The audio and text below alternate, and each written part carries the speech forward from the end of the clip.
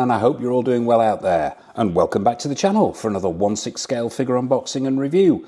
Today we're going to be taking a close-up look at EXO-6's take on KOLINAHR Spock, as played by Leonard Nimoy in the first big screen outing of the original Star Trek crew in the '79 movie Star Trek the Motion Picture. As always, we'll be taking a quick look at the box, then it'll be down onto the table for all the accessories, then it will be out with the legendary Vulcan himself for a close-up look, and then we'll be wrapping the whole thing up with a showcase at the end, and where we will probably reunite him with an old friend, Admiral Kirk. A bit of background before we get into it. As viewers to my channel will know, I am a confirmed Trekkie, and have been ever since I was old enough to hold a phaser. And the first movie back in '79 holds a very special place in my heart. Now, as we all know, Nanjin Tam and the team over at EXO-6 have been knocking it out of the park with the quality and variety of the 1/6 scale figures they've been producing from the Star Trek universe since they acquired the license, and long may they continue to empty my wallet with their pre-orders. But that's enough rambling. Onto the box itself. Now, the box we're looking at here is not dissimilar. In fact, it's almost identical to the Admiral Kirk that we recently reviewed on the channel. A link to that review will be up at the end of this video. It's the same high quality presentation, the same quality of materials used in the box. The only really, there's just a couple of minor differences that we'll have a look at. Fair to mention here as well, it seems like maybe these two figures were flagship figures, and the presentation and the quality of the packaging was slightly higher than maybe some of the newer figures we're seeing today. Yeah, it is what it is. So yeah, it's a magnetically clasped box. We'll have a close-up look at it. What you've got on the front here is the Star Trek logo, and I believe this picture was actually used in promotional shots and posters for the original movie itself. It's got multicolored, very, very impressive. There's a shot of the refitted Enterprise there. It says Star Trek the Motion Picture, and then front and center you've got an image of the figure itself, the head sculpt of the figure. Across the top, in rather nice reflective gold lettering, it says KOLINAHR Spock. At the bottom, we've got 1/6 scale museum grade collectible figure.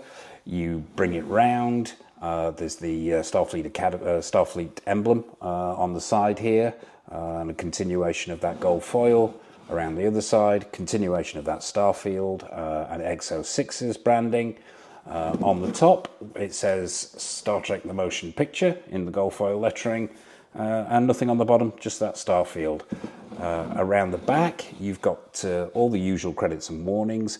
Fair to mention here as well, I didn't actually mention this in my review for Admiral Kirk. There's a credit here for fan sets. Now, fan sets were the company, I believe, that made the actual die-cast badges, the die-cast emblems that come with these figures. So yeah, worth mentioning them as well at this point. And yeah, all the other usual credits and warnings here. Don't piss this figure off, or you might wake up with a crowd around you following a Vulcan nerve pinch. So yeah, that's the outside of the box. As I said, magnetically clasped. We'll open it up and take a quick look inside. What you've got inside are the credits, Nanjin and the rest of the team. QR code here if you're wanting to find out more about EXO-6. And as with the Kirk figure, you've got this rather nice card inlay. On the Admiral Kirk figure, it was a shot of the docking bay from the sequence where Scotty reintroduces him to the refitted Enterprise.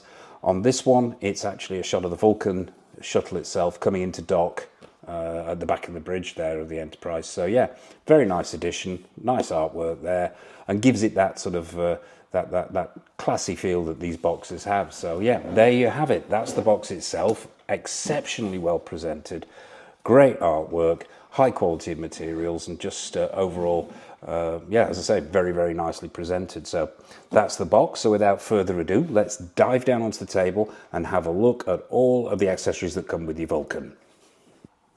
Okay, so accessories, not a vast amount to go at here, so this shouldn't take too long.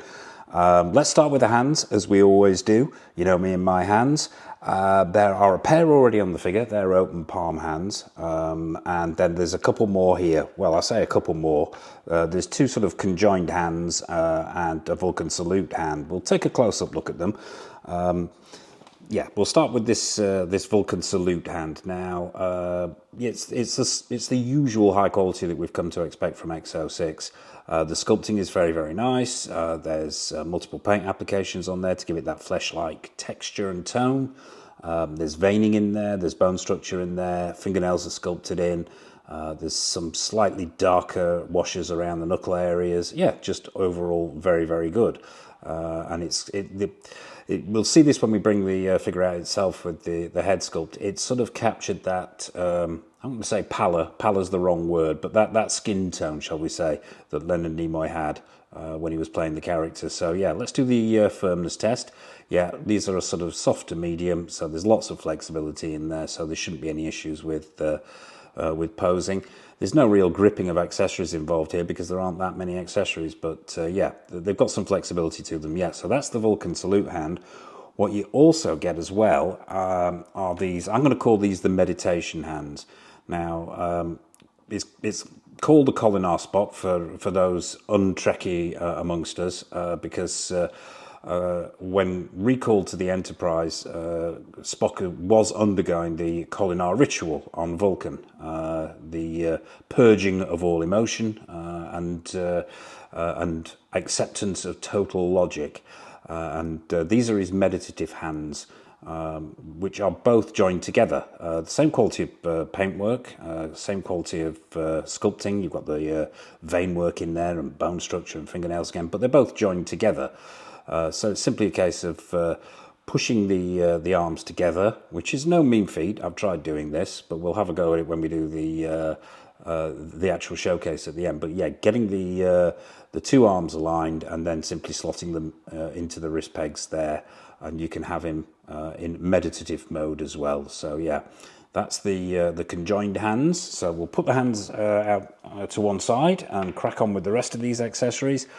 Let's take a look at the base. This is the standard issue EXO base. Those familiar with it will know what I'm talking about. Those new to the channel and new to EXO-6, I'll quickly run through it. What you've got is a clear plastic top on an all plastic base. This plastic top lifts off. I'm hoping this will do this on camera. Yeah.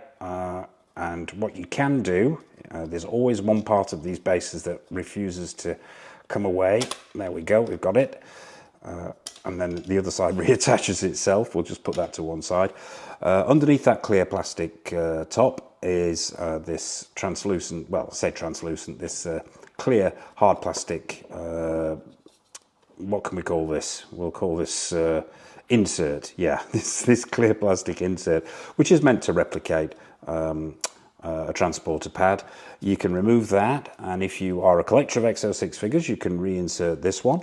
And it's simply a case of popping it on the top there and then clipping this back into place, and hopefully this will cooperate on camera. Yep, there we go. And what you can do is actually link the bases of your other EXO-6 figures, your other Star Trek figures, up with these little this little clip here. Now, it's very, very straightforward. What you do is you simply find one of these slots in the side here, insert thusly, and then you can add another base. And you can join up multiple bases to create a sort of diorama. You can have them locked in whichever way you feel suits your display. And what it does is it creates a platform for all the figures. Personally, I don't display my figures that way. I don't display my Star Trek figures that way. Let's just remove this. I tend to go for the individual transporter look myself, but really it's just great to have that as an option if you're wanting to use it. So we'll put this one back in and reattach the clear plastic cover if it cooperates, and it does.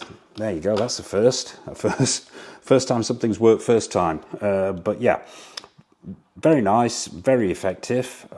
Comes with a standard issue crotch grabber that comes with all the EXO-6 Star Trek figures. It's got a groove in the back here. You simply find the groove in the back of the stand itself, slot that boy into place like that. Clips into place, and there you go. That's your stand all complete. While we're talking about the stand, we'll take a look at this last accessory. Now, as I mentioned before in the intro to this, both the Admiral Kirk and the KOLINAHR Spock figure come with these rather nice badges, emblems, insignias, call them what you will. This is the Vulcan insignia, and it's fully die cast, and very, very nice it is too. If the light is playing off this, but the top section here is gold, the bottom section is silver. It's just really, really nicely cast, really, really nicely sculpted, and yeah, it's highly reflective and just really nice. And there's a sort of jewel in the center there. This actually comes unassembled. The badge itself isn't attached. What you do get, just put that to one side, is this foam pad with a plastic backing. Now, the backing to this foam pad isn't bent like this. What you have to do is very, very carefully bend it, so you sort of get this. I'll say it's a 45-degree angle, but yeah, it's almost 45 degrees, just under. But yeah, you need to bend that ever so slightly. Exercise some caution. You don't want to snap it. And once you've done that, then you simply attach the insignia itself. Now the insignia's got two of these spikes on the back. You simply line it up so it's flush with the foam section, and push it into place, he said confidently, and it should, because I've already done this. There should already be two holes there. There we go, and it's simply press it in to the foam itself. Once you've done that, you get two of these clips. It's great that EXO-6 actually provide two of them in case one of them goes missing. But it's simply a case of then of finding the spot on the base where you'd like to display the insignia. Then you slot in, if this wants to cooperate. We'll try it. Where will we try it? We'll try it there. Yeah, sometimes finding the right spot can be a bit difficult, but yeah, once you've got it, just simply push it in, and then it's a case of just slotting the insignia in like that. And yeah, there it is on the display itself, on the display base itself. I really like this. I think this is a fantastic touch. As I mentioned before, they did a very similar one with the Admiral Kirk figure. Only difference being, obviously, it wasn't the Vulcan symbol; it was the Starfleet symbol. But yeah, it grounds it. It gives it a sort of air of. It gives it that premium feel, and it just really, really works well when the figure's displayed. So yeah, props to EXO-6 there for including that with this figure as well. So yeah, that's all the accessories. So without further ado, let's bring out Mr. Spock himself, get him onto the stand, onto the turntable, and take a close-up look at him. Okay, so here he is, Mr. Spock himself, in his KOLINAHR robes, on the stand, onto the turntable. So let's take a close-up look at this guy. Before we do that, though, first impressions. As always, I can't give first impressions on this one because, yeah, I've had this figure in the collection a while now. But as always, I can give second impressions, and second impressions are very, very good indeed. The proportions look good.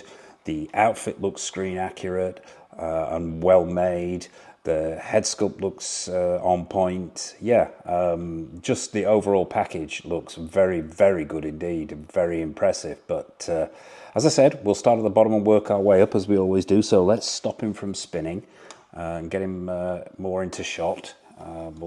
We'll remove this Vulcan insignia from the front here, just so we can get a better look at him, and we'll get him off this stand at some point as well and into camera, so we can take a close-up look at some of the details.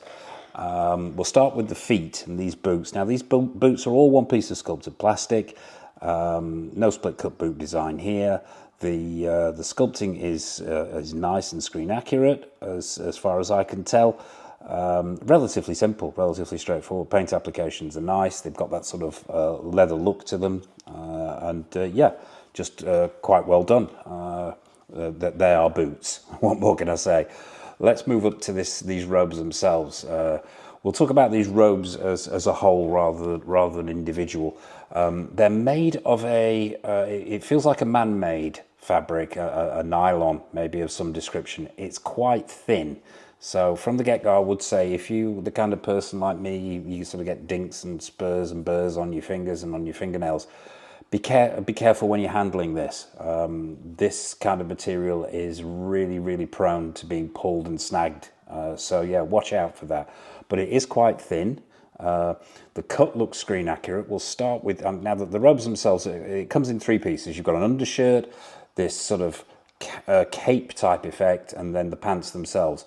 We'll start with the pants. Now, they're very, very simple and very, very straightforward. There's one seam on either side of them, which is very well stitched. They're tucked into the boots.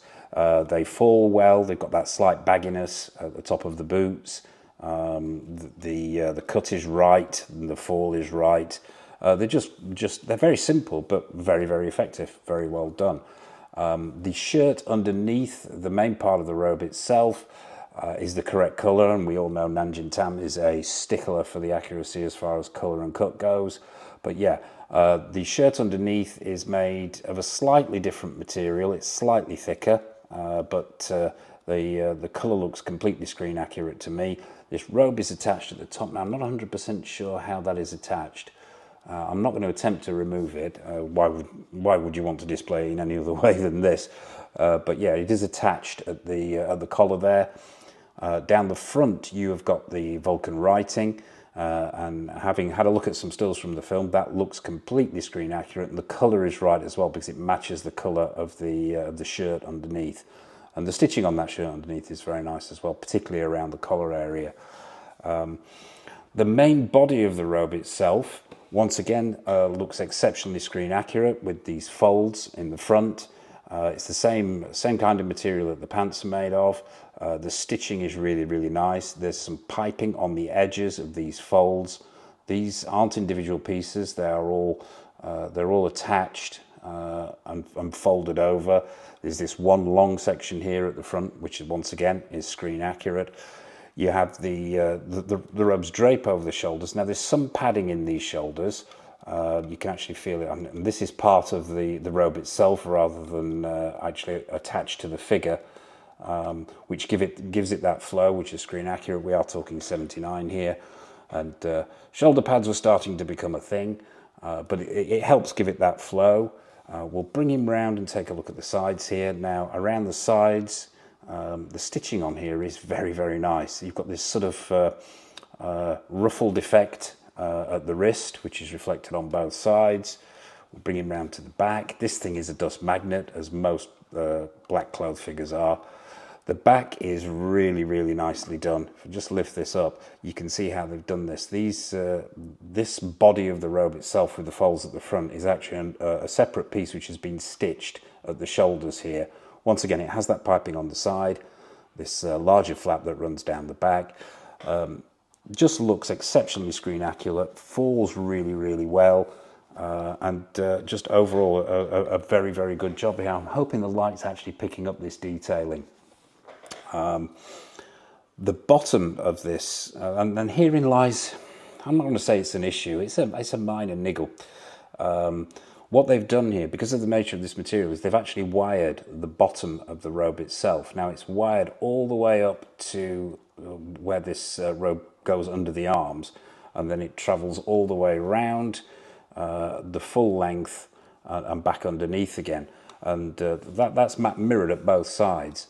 Now, it can take a lot of futzing, this figure, to actually get the fall right. When I first got this out of the box, how can I describe this politely? It looked like a large nappy. That's the best analogy I can come up with. And it still isn't exactly perfect in the way I want it now, because it fell more directly down like this. And getting it into that position, because these wires are quite thin, is not the easiest thing in the world, and it can take an awful lot of futzing to get it to fall right.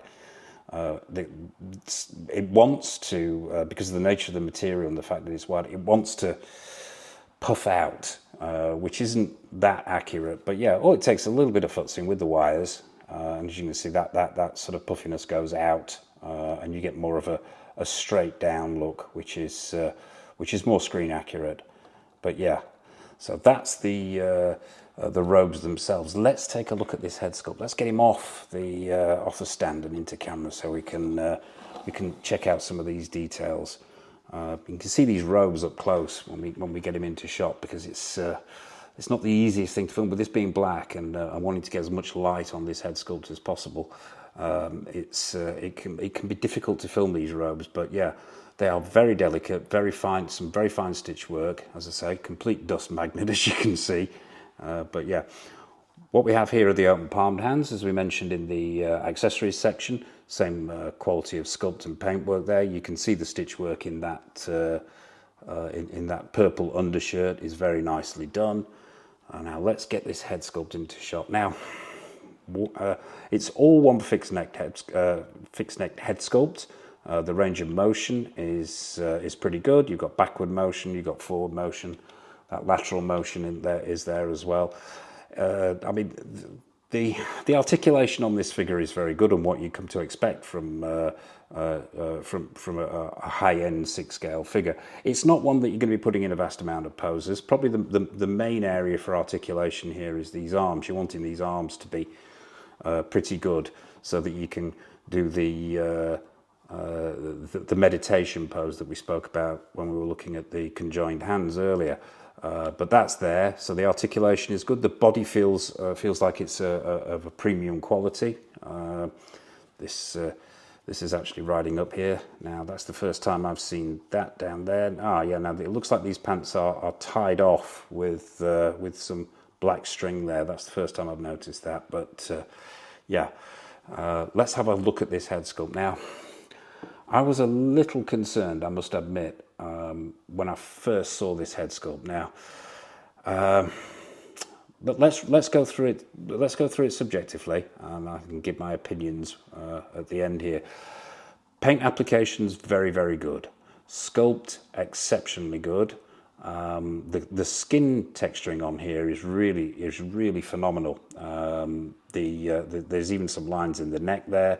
All the skin texture on the neck is done really well. There are multiple paint applications on here to give him that sort of, I wouldn't say it's a pale pallor, but it's got a unique hue, his skin, in the films, and they've captured that really well. The ears are very well sculpted. Hair is good. I wouldn't say it's phenomenally good, but it is good. There are individual strands in there. They've captured the style very well. There is a slight, I'm not sure if the camera's picking this up here, there is a slight visible seam in at the top of the head there, but that's forgivable. That's something I'll overlook. The issue I had here, and the sculpt itself is really great. The nose, the eyes are nice and glassy. The eyebrows are done really well. It's just from certain angles, not that angle. That angle is fine. I think it's dead on. I think this is where I have it just looks ever so slightly like one of those eyes is out. And I don't know whether this is me. If it is me, please let me know in the comment section. If you've got this figure, if you're thinking of picking it up, what are your thoughts on this? I mean, just about every angle is absolutely 100% spot on, Leonard Nimoy. Just once in a while, my eyes catch this, and it looks like one eye is ever so slightly off. Or is that my imagination? It's not a deal breaker. It could just be being incredibly picky. I mean, it is 100% Leonard Nimoy. It's 100% Spock from Star Trek the Motion Picture. It's just occasionally I do catch a glimpse of it and I think, hang on, one of those eyes is off. I think it's the right eye. But yeah, this is probably just me and my OCD and being overly pedantic. Let's say that is a phenomenal head sculpt. It really is. It's EXO-6 flexing and doing what they do best, which is some amazing renditions of the Star Trek IP. And I think this is a really phenomenal figure. Really happy to have it in the collection. So yeah, that's the head sculpt. So let's get him back on the stand and go for our overall verdict on this one. Now, yeah, let's get him spinning again. Now, As you know, I'm a huge fan of Star Trek, and a huge fan of the Star Trek films. And I think this is an absolutely phenomenal figure, I really do. I think the work they've done here is outstanding. I think it was maybe not a controversial choice of outfit, because he only appears in this outfit for a very short period in the film. But I think it was to capture the opening of that film in certain scenes. So I think it was nice to see them go with this rather than just the bog standard uniform with both the Admiral and with Spock as well. Niggles. If I had to pick anything, is that 1 in a million times that I look at this figure and think look at it from an angle and think maybe that eye is off. This part of the robe here can be a real pain in the butt trying to get it to fall correctly, because every time you pick it up, as you've seen here, when I picked it up to bring it into the camera there so we could have a close-up look, what it does is it bunches up again, like the big nappy that we were talking about before, and then you have to start futzing it again to get it to fall properly. So maybe that solution and the material weren't the best of choices, but I think I'm just picking spots here for the sake of it. I think overall it is an absolutely phenomenal piece, and I think as a companion piece to the Admiral Kirk that they did, they've done a simply superb job. So yeah, there you have it. That is EXO-6's take on Leonard Nimoy as Spock from Star Trek: The Motion Picture. So yeah, what are your thoughts on this? Do you have this in your collection? Are you thinking of getting it? If you've lived with it for a while, what are your thoughts? I'd be fascinated to hear. So that about wraps it up for this review. Score out of 10. Now that's a difficult one. Yeah, that's not the easiest one in the world. Put a phaser to my head. I will probably have to give this tough one. I'm going to go for a 9.5, maybe a 9. 9.5 on a good day, 9. The reasons for that, and these are purely personal, is that as I say, 1 in a million time when that head sculpt looks ever so slightly off. Maybe the hair could be a tad better. And this robe solution perhaps isn't the best. Perhaps we could have come up with something better. I think maybe though it's a compromise in getting the right fall in the material against the screen accuracy. Had they gone with a different material, they may be accused of not being screen accurate. So wiring it the way they have is probably the best solution that they could come up with. But yeah, it can be infuriating when you're constantly having to straighten this thing out every time you've reposed it. But yeah, so a 9.5 on a good day. So there you have it. That's Spock in all his glory. I hope this review's been useful. And thank you for watching. I suppose all it remains for me to say is take care of yourselves. Oh, what's coming up? Yeah, what have we got on the horizon? In the not too distant future, we're going to be having a Susu Toys Fest. We've got the Comedian, we've got Ozymandias, and we've got Rorschach from Watchmen. They're coming in pretty soon. We've also got Wanda, Scarlet Witch, from Doctor Strange in the Multiverse of Madness. That's on the horizon as well. We're also going to be venturing into Fishbones territory for the first time. They're completely new to me, so it'll be interesting to see those. We've got the V for Vendetta figure and the Michael Corleone figure. That's coming in. We're still waiting on the Blitzway and Prime One Studios quarter scale Paul Atreides still suit version statue. That's hopefully on the horizon.